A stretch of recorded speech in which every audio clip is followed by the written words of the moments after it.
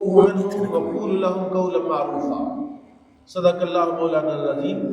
درود پاک بآواز السلام علیکم یا رسول اللہ وعلی آلہ وصحبہ.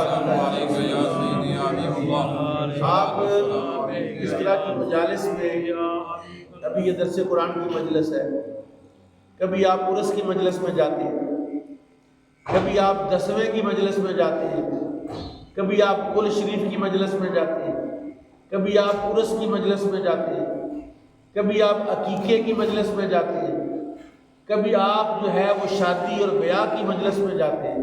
ایک ایسی مجلس کا ذکر قرآن کر رہا ہے جو ہم نے آج تک نہ دیکھی نہ سنی، لیکن قرآن مطالبہ کر رہا ہے، قرآن حکم دے رہا ہے کہ یہ مجلس جب قائم ہو، اور اس مجلس کو قائم کرو، اس مجلس کو قائم کرو. یہ کون سی مجلس ہے؟ اللہ کہتا ہے وَإِذَا حَضَرَ الْقِسْمَةَ، جب تقسیم کی مجلس ہو. کون سی مجلس ہو؟ تقسیم کی. آپ تقسیم سے مراد سمجھ رہے ہوں گے نیاز تقسیم ہو، یا قربانی کے جانور کا گوشت تقسیم ہو، یا عقیقے کے جانور کا گوشت تقسیم ہو، یا شادی بیاہ پر جو ہے وہ ولیمے کا کھانا تقسیم ہو. اللہ اس مجلس کا ذکر کر رہا ہے کہ جب کوئی بندہ فوت ہو جائے، جب کوئی بندہ انتقال کر جائے، جب کوئی بندہ اس دنیا سے چلا جائے، اس کے جانے کے بعد سب سے پہلے ایک مجلس قائم کرو جو اس کی وراثت کی تقسیم کی مجلس ہے. یہ اللہ کا حکم ہے. آپ نے کبھی وراثت کی تقسیم کی مجلس سنی ہے؟ کبھی دیکھی ہے؟ نہیں دیکھی. کیوں نہیں دیکھی؟ وجہ کیا ہے؟ ہمارے اسلاف میں ایک بزرگ گئے، ایک اللہ کے بندے کی، ایک عام بندہ فوت ہو رہا تھا، قریب المرگ تھا، اس کی عیادت کے لیے گئے. تو اس کے پاس بیٹھے تھے، رات کا ٹائم تھا، دیا جل رہا تھا، دیا روشنی کے لیے. آج کل تو یہ لائٹنگ ہے، بلب شلب ہے. دیا جل رہا تھا. اتفاق سے ایسا ہوا کہ وہ بندے کا انتقال ہو گیا. اس دوران انہوں نے جلدی سے اٹھ کر اس کا دیا بند کر دیا، بجھا دیا. جو باقی لوگ بیٹھے ہوئے تھے انہوں نے کہا حضرت صاحب یہ دیا کیوں بجھایا؟ کہا اس لیے بجھایا کہ یہ دیے میں جو تیل تھا اس کی ملکیت تھا، یہ اس کا مالک تھا. اب یہ تو فوت ہو گیا ہے، اب یہ جو تیل باقی بچ گیا ہے یہ ہمارا نہیں، یہ اس کے وارثوں کا ہے. اپنی جیب سے تیل منگوایا، دوسرا دیا منگوایا، اس میں تیل ڈالا اور کہا اب چونکہ ہم بیٹھے ہوئے ہیں لہذا یہ دیا ہمیں اپنی طرف سے جلاتا ہوں، اس کا مال اب اس کے وارثوں کا ہے، عام لوگوں کو اس سے استفادہ کرنا جائز نہیں. میں نے ایک جگہ پر یہ مسئلہ بیان کیا، وہ کوئی دفتر ٹائپ جگہ تھی کہ وَإِذَا حَضَرَ الْقِسْمَةَ أُولُو الْقُرْبَى، جب تقسیم کی مجلس قائم ہو جائے تو رشتہ دار آ جائیں، وَالْيَتَامَى یتیم آ جائیں، وَالْمَسَاکِین مسکین آ جائیں، فَارْزُقُوهُم مِّنْهُ، ان کو کھلاؤ، ان کو. حضرت عائشہ صدیقہ رضی اللہ تعالیٰ عنہا، آپ کی خدمت میں ایک مسئلہ آیا کہ کوئی شخص فوت ہوا صحابہ میں سے، اس کے بیٹے نے میت کی وراثت میں سے، میت کے مال میں سے ایک دیگ پکوائی اور سارے رشتہ داروں کو بلایا اور کہا یہ کھاؤ. حضرت عائشہ صدیقہ رضی اللہ عنہ نے فرمایا اس بندے نے قرآن پر عمل کیا لہذا اس لنگر کو کھاؤ. یہ قرآن کہتا وَإِذَا حَضَرَ الْقِسْمَةَ أُولُو الْقُرْبَى وَالْيَتَامَى وَالْمَسَاکِین، جب یتیم اور مسکین اکٹھے ہوں، کسی فوت ہونے والے کی وراثت تقسیم ہو رہی ہو تو اس میں غریبوں مسکینوں کو کھلاؤ. کس کو کھلاؤ؟ ہم کیا کرتے ہیں، مرنے والا فوت ہوتا اس کے مال سے چنے لے جاتے ہیں، کل شریف کا ختم اس کے مال سے، 10ویں کا ختم اس کے مال سے، جمعرات کا ختم اس کے مال سے، چیلم کا ختم اس کے مال سے۔ یہ مال اب لوگوں کا نہیں ہے، یہ مال وارثوں کا ہے، وارثوں کا۔ میں آپ کو ذرا اس سے پیچھے لے جاتا ہوں۔ قرآن عزیز میں جب احکام وراثت نہیں آئے تھے، جب احکام وراثت، میں نے جیسے عرض کیا کہ یہ موضوع آپ نے پہلے سنا نہیں، کیونکہ ہم نے بتایا نہیں، ہمارا قصور ہے، میں اپنا قصور مانتا ہوں، علماء کا قصور ہے، ہم نے آپ کو بتایا نہیں، لہذا آپ نے کسی کی وراثت تقسیم نہیں کی۔ چنانچہ وراثتوں میں کرپشن ہوئی، گھپلے ہوئے، اور بھائیوں کا مال کھایا گیا، بہنوں کا مال کھایا گیا، ماں باپ کا مال کھایا گیا، اور پھر بندے پھر بھی حاجی کے حاجی رہے، پھر بھی نمازی کے نمازی رہے۔ اب سنیں ذرا قرآن کیا کہتا ہے۔ اللہ کہتا ہے کتب علیکم، یہ علماء بیٹھے ہیں، آپ بیٹھے ہیں، کتبہ کا لفظ استعمال ہوتا ہے فرض کے لیے، جیسے کتب علیکم الصیام، تم پر روزے فرض کیے گئے، تم پر روزے فرض کتب علیکم الصیام، تم پر روزے فرض کیے گئے۔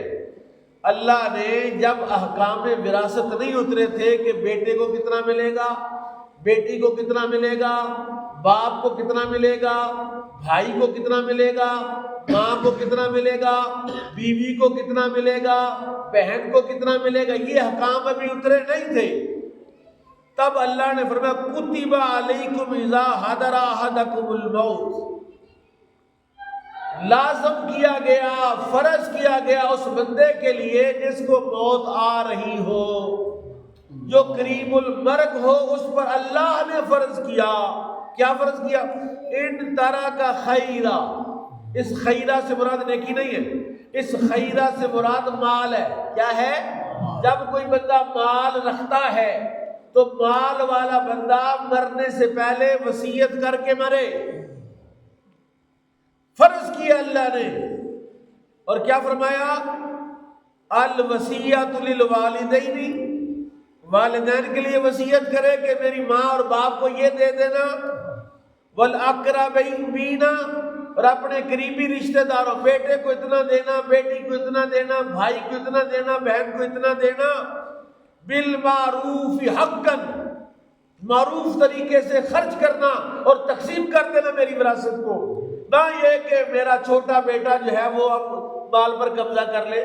پیڑیوں پر قبضہ کون کرے؟ چھوٹا پتر ابھی چھوٹا ہے بیچارہ، باقی تو سارے ٹھیک ہیں۔ حرام قطعی ہے، قرآن کہہ رہا ہے لا تاکلوا اموالکم بینکم بالباطل، آپس میں ایک دوسرے کے مال باطل طریقے سے۔ اب مجھے بتائیے،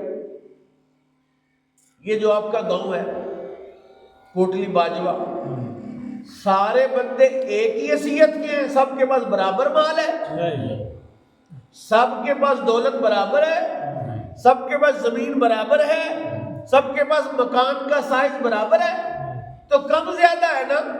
تو پھر تم کون ہوتے ہو کہنے والے کہ چھوٹا پتر قبضہ کرے گا، چھوٹا پتر کھائے گا، بڑے کو، بیٹے کو، بیٹی کو جو اس کی وراثت کا حصہ ہے وہ نہیں دینا چاہیے، تقسیم کرنا۔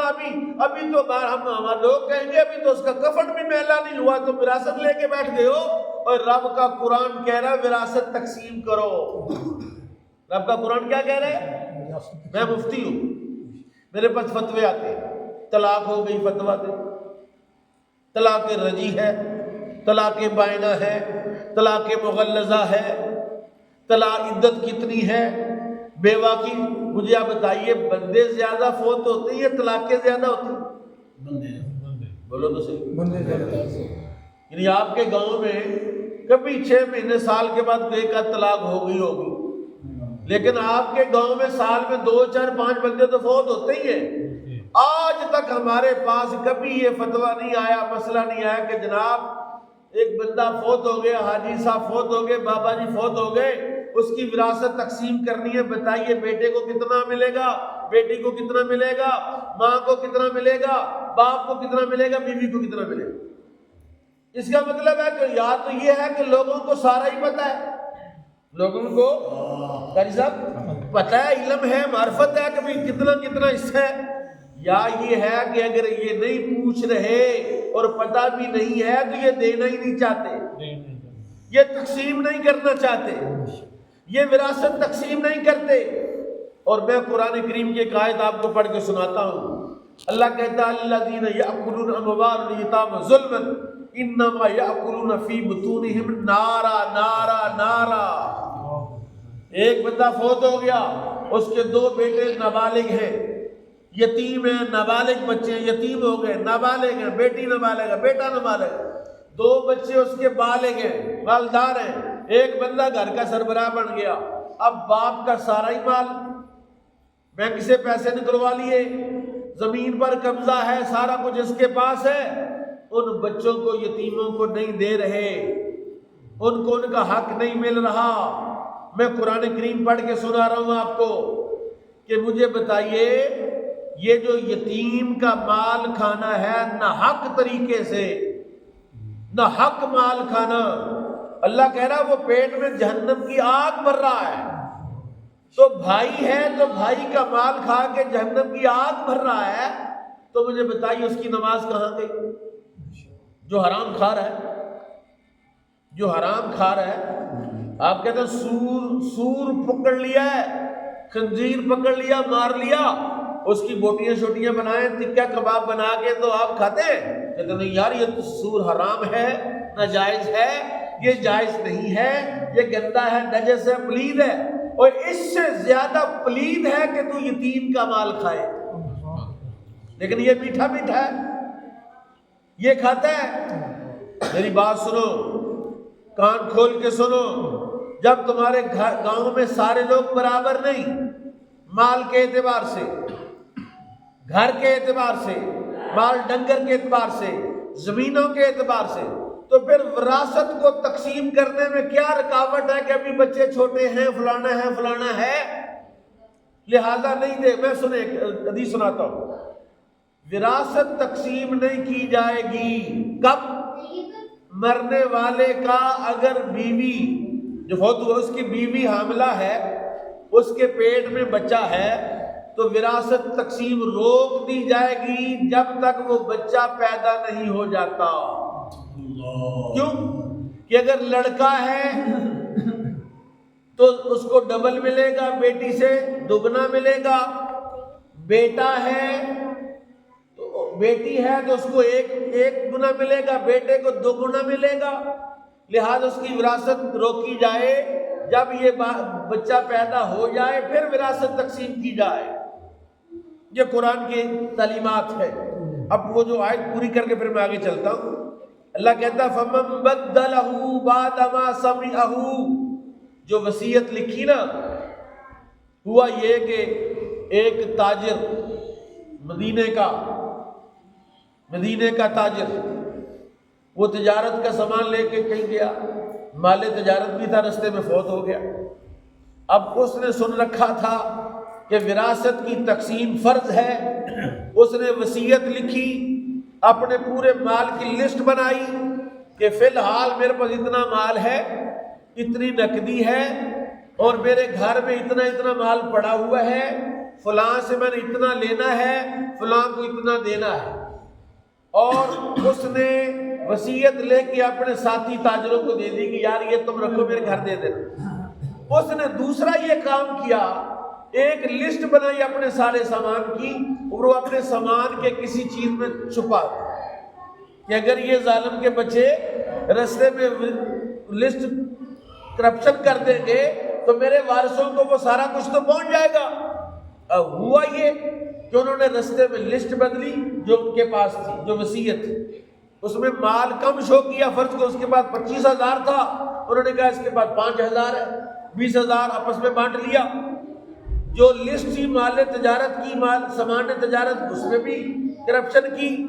اب وہ مال جب مدینے میں آیا، اس کے وارثوں کو دیا، اور ساتھ وہ جو خود ساختہ لسٹ تھی وہ دے دی۔ اب گھر والوں نے جب اس کے مال کو، سامان کو کھولا، اس میں اصلی لسٹ نکل آئی، وہ لے کر بارگاہ رسالت میں چلے، یا رسول اللہ یہ لسٹ انہوں نے بنا دی ہے اور یہ لسٹ سامان سے نکلی ہے۔ اب سنیں قرآن کیا کہتا ہے، فرمایا فمن بدلہ بعد ما سمعہ، یہ ایسے ہی ہے نا کہ کسی کی وراثت تقسیم کرتے ہوئے اگر بڑے بیٹے کو پتا کہ میرے باپ کا مال فلان جگہ پر ہے، اس کو سائڈ پہ کر دے کہ یہ تو پتہ ہی نہیں ہے. فَمَن بَدَّلَهُ بَعْدَ مَا سَمِعَهُ فَإِنَّمَا اسْمُهُ عَلَى الَّذِينَ يُبَدِّلُونَهُ، جس نے اس وصیت کو بدلا اس کو سننے کے بعد، بس وہ گناہ اس پر جنہوں نے اس کو بدلا ہے. ان اللہ سمیع علیم، اللہ کہتا ہے تم بدل دو، میں تو سننے والا اور جاننے والا ہوں. سبحان اللہ. اب جب رسول پاک کی خدمت میں پیش کیا گیا فمن خاف من موس جنفا او اسما، فمن خاف من موس، جسے خوف ہو کہ وصیت کرنے والا تو وصیت کر کے موس، جس کو وصیت لے کر دی اس نے ظلم کیا، او اسما یا گناہ کیا، فاصلح بینہم، تو ان میں صلح کی جائے.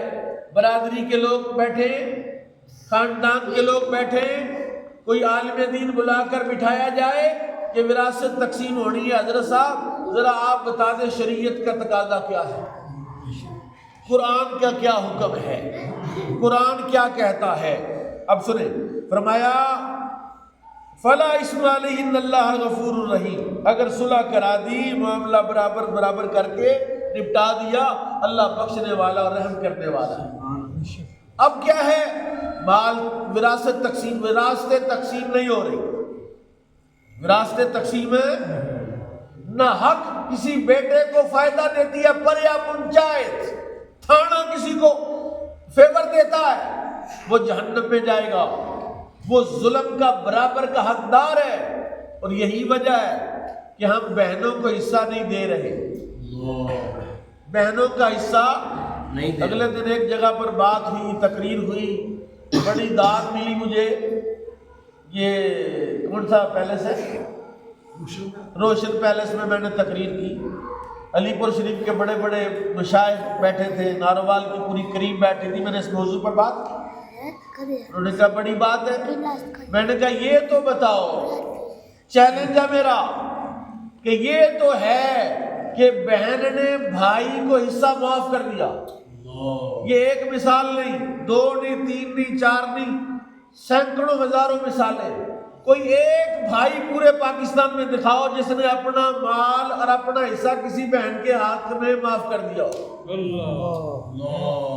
اوے بہن بھی تو اسی باپ کی ہے جس کا تو ہے.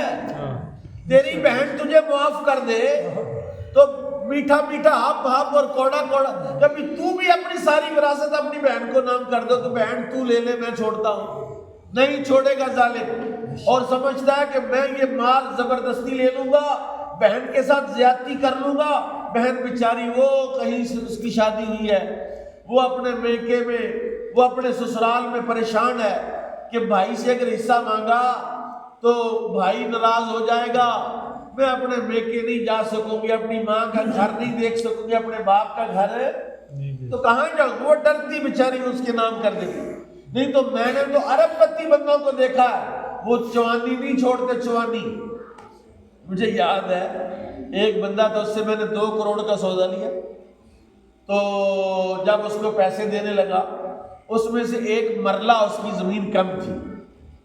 مرلہ تو شاید نہیں 120 30 فٹ یا 80 فٹ جگہ کم تھی 2 کنال میں سے. میں نے کہا یار یہ جو 111 فٹ یا 109 فٹ ہے تو مرلہ چھوڑ دے. چلو چھوڑ، تو 19 مرلے کے پیسے لے لے یا 39 مرلے کے پیسے لے لے. وہ لڑ پڑا مجھ سے کہ میں آدھا مرلہ کیوں چھوڑوں، میں کوارٹر مرلہ کیوں چھوڑوں. اور تم تو کوارٹر مرلہ نہیں چھوڑتے، بہنوں سے ایکڑ لینے والوں، بہنوں سے مربع لینے والوں. اب ذرا 2 آیتیں، میں چونکہ آدھا گھنٹے گفتگو کرنی تھی، یہ پروگرام تھا. آج ہمارے ساتھ پیر طریقت رہبر شریعت حضرت مولانا پیر صوفی ابرار محمدی سیفی تشریف لائے ہیں. یہ میرے مہربان ہیں، مجھ سے سینئر ہیں تصوف میں، معرفت میں، طریقت میں. میں ان کا شاگرد ہوں. تو ان سے ٹائم لیا، میں نے کہا آپ آج ہمارے ساتھ چلیں، ان کی طرف آج ہماری دعوت تھی، تو درخواست کی کہ ہم درس سے ہو کے پھر واپس آپ کے پاس کھلائیں گے، ہمیں یہ مچھی کھلائیں گے، لیکن ان کو ہم ساتھ لے آئے، لہٰذا ان کو جلدی فارغ کرنے کا پروگرام۔ اب سنیں ذرا، اللہ کہتا ہے کہ وَابْتَلُوا الْيَتَامَىٰ، ابھی آپ نے مجھے بتانا کہ یہ آیت پر کبھی تمہاری زندگی میں، تمہاری یادداشت میں کبھی کسی نے عمل کیا؟ یہ ذرا سننا کیا ہے۔ فرمایا وَابْتَلُوا الْيَتَامَىٰ حَتَّىٰ إِذَا بَلَغُوا النِّكَاحَ، یتیم کے مال کا ایک بندہ نگران ہے، اس کے پاس یتیم کا مال بطور امانت کے ہے، وہ بھائی بھی ہو سکتا ہے، وہ چچا بھی ہو سکتا ہے، وہ ماموں بھی ہو سکتا ہے، وہ خالو بھی ہو سکتا ہے۔ اللہ کہتا ہے کہ حتیٰ اذا بلغوا وابتلوا، یتیموں کو آزمائش کرو کہ یتیم کا مال ہے، جب وہ بڑا ہو گیا، بالغ ہو گیا، اب اس کو مال دینا ہے تو پہلے اس کی آزمائش تو کر لو کہ مال اگر اس کے حوالے کر دیں تو کہیں برباد تو نہیں کر لے گا۔ اس کو 2 4 10 ہزار 20 ہزار دے کو جا پتر کو سودا کر کے لا، کوئی بکری خرید کے لا، کوئی بکری خرید کے لا، ہے جی، کوئی چیز خرید، بازار سے سودا لے کے آ، تاکہ اس کی عقل کا لیول پتہ چل جائے کہ کیا اس کا مال اگر اس کے حوالے کیا جائے اپنے مال کو سنبھال لے گا۔ یہ قرآن کہہ رہا ہے، یہ قرآن کہہ رہا ہے وَلَا تُؤْتُوا السُّفَهَاءَ أَمْوَالَكُمْ الَّتِي جَعَلَ اللَّهُ لَكُمْ قِيَامًا وَارْزُقُوهُمْ فِيهَا وَاكْسُوهُمْ وَقُولُوا لَهُمْ قَوْلًا مَّعْرُوفًا۔ جو کسی یتیم کے مال کا نگران ہے، اس یتیم بچے کو اتنا صرف دے جو کپڑے، جو کھانا اور دیگر چیزیں صرف وہ لے سکے، اور خود اس کے مال میں سے نہ کھائے۔ اگر خود کوئی بندہ بہت تنگ دست ہو گیا، اس کو کسی یتیم کے مال کا نگران ہے، یہ قرآن کہہ رہا ہے، قرآن کہہ رہا ہے اس میں سے معروف طریقے سے تھوڑا سا کھا لو۔ وَلَا تَأْكُلُوا إِسْرَافًا وَبِدَارًا، اس میں سے اسراف کرنے کے لیے کھا نہ لو۔ ایک بندہ بھوکا جو مر رہا ہے، کسی یتیم کے مال کا نگران ہے، تو یتیم کا مال اس کے پاس بطور امانت کے ہے، صرف اتنا لے سکتا جو زندہ رہ سکے۔ اب مال یتیم کا ہے تو کرپشن کرو، اس کے لیے میں نے موٹر سائیکل لی تو موٹر سائیکل آئی 50,000 کی، آپ نے 1.5 لاکھ کی موٹر سائیکل لکھ دی کہ چلو بہانے سے کھا لیا۔ اللہ کہتا ہے یتیم کا مال کھانے والا پیٹ میں جہنم کی آگ بھر رہا ہے، آگ بھر رہا ہے۔ اب آیات پوری کرتے ہیں، فرمایا وَلَا تَأْكُلُوا إِسْرَافًا أَن يَكْبَرُوا وَمَنْ كَانَ غَنِيًّا فَلْيَسْتَعْفِفْ، اور جو مالدار ہے، غنی ہے، وہ پھر معاف کر دے، اس کے مال کو نہ کھائے۔ وَمَنْ كَانَ فَقِيرًا، اور جو کوئی فقیر ہو گیا، فَلْيَأْكُلْ بِالْمَعْرُوفِ، یہ قرآن ہے۔ میں نے کہا کہ اس موضوع پر آپ نے پہلے تقریر نہیں سنی، آپ نے درس نہیں سنا، اور ہم نے علماء نے بیان بھی نہیں کیا، اس لیے لوگوں کو بیچارہ کا کیا قصور ہے؟ وہ کہہ سکتے ہیں یا اللہ پاک ہمارے پاس مولوی آتے تھے، وہ ہمیں ادھر ادھر کی کر کے تو چلے جاتے، ہمیں سکھایا ہی کسی نے نہیں، بتایا ہی کسی نے نہیں کہ مال تقسیم کیسے کرنا ہے۔ اللہ کہتا ہے للرجال نصیب مما ترک الوالدان والاقربون، اقربون، مردوں کے لیے بھی حصہ مقرر ہے جو اس کے والدین نے چھوڑا، اس کے رشتہ داروں نے چھوڑا۔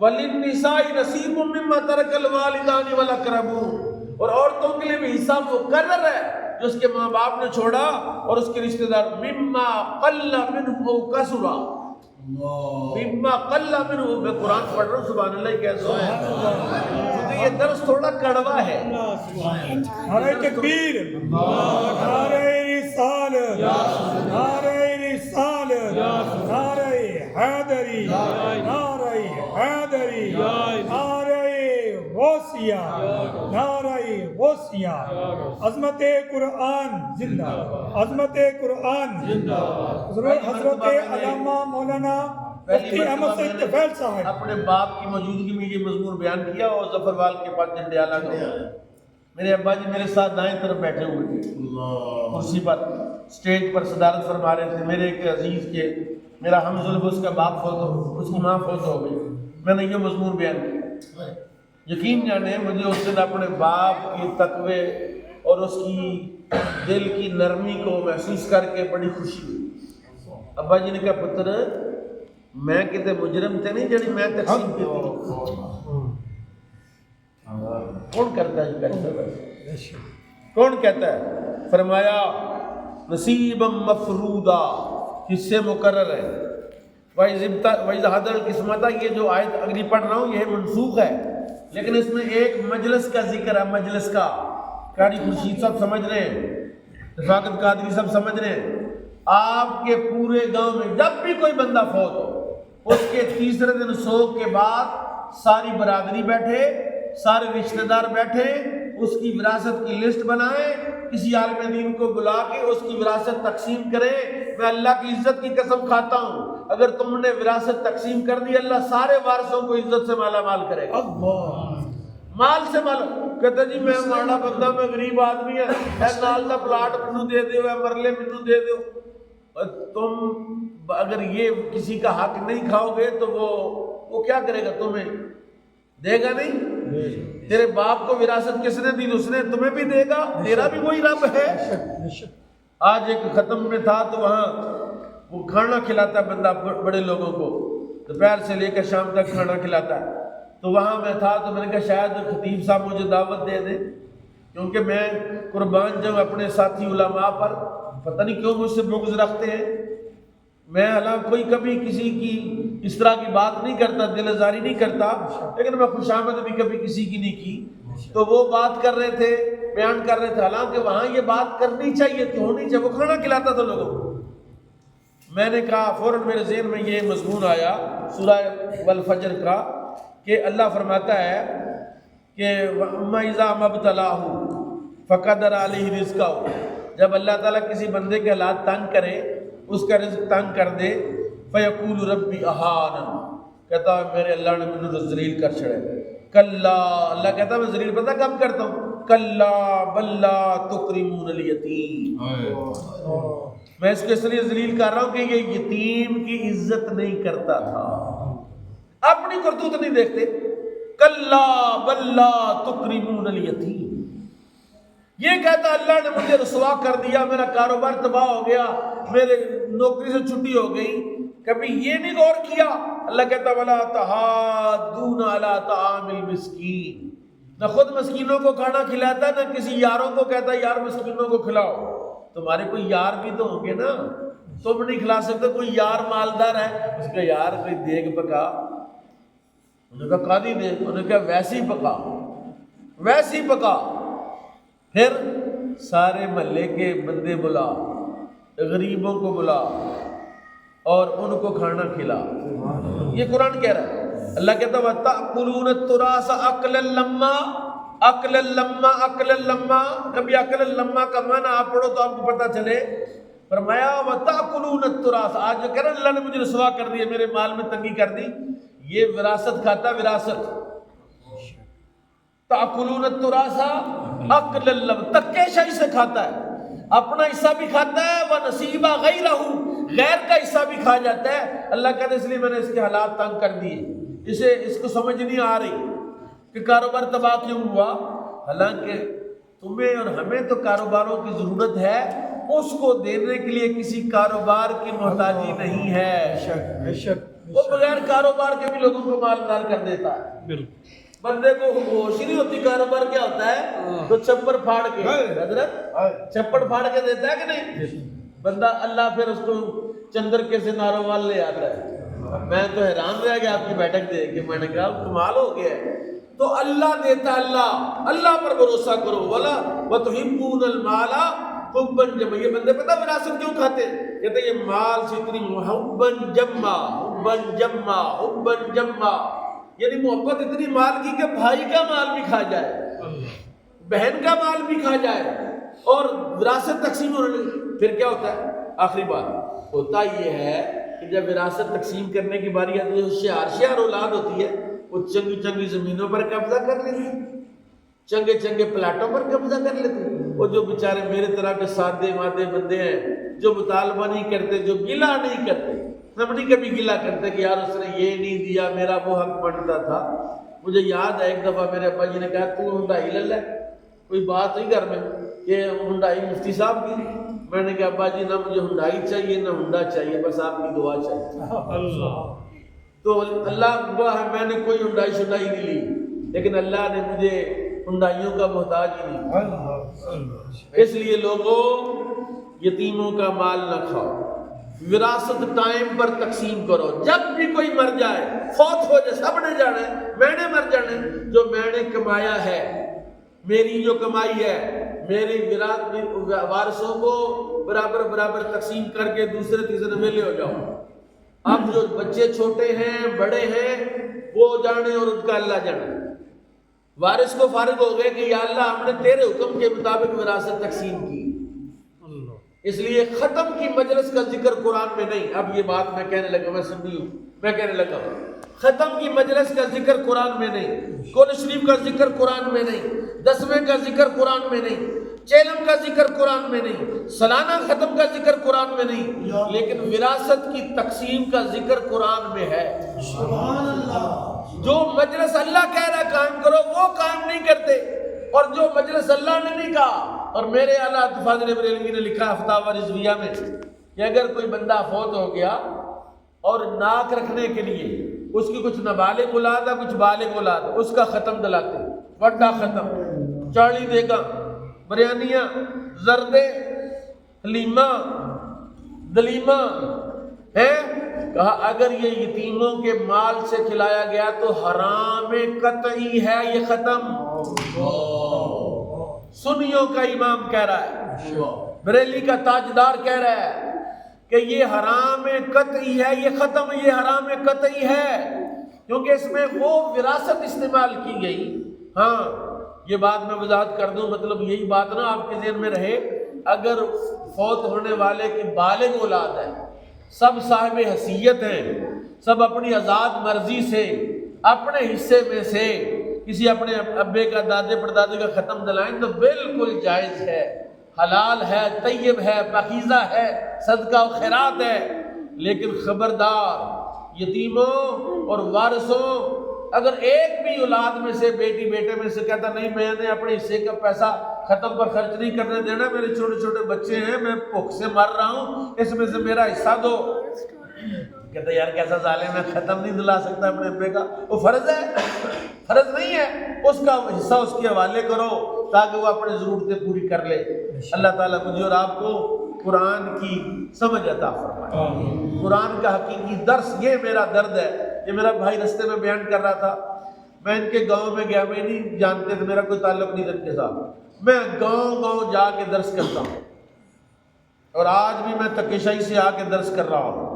آپ کل اگلے مہینے مجھے نہیں بلاؤ گے، کسی اور کو بلاؤ گے، مجھے کوئی مسئلہ نہیں، آپ کا مسجد میں نہیں محلے میں نہیں ہوگا، آپ گاؤں میں اگلے گاؤں میں کر رہا ہوں، وہاں نہیں ہوگا اگلے گاؤں میں، بندے تھوڑے تھے، مسیطیں تھوڑی ہیں، کیوں جی مسجدیں کم نہیں، بندے درس سننے والے کم ہیں۔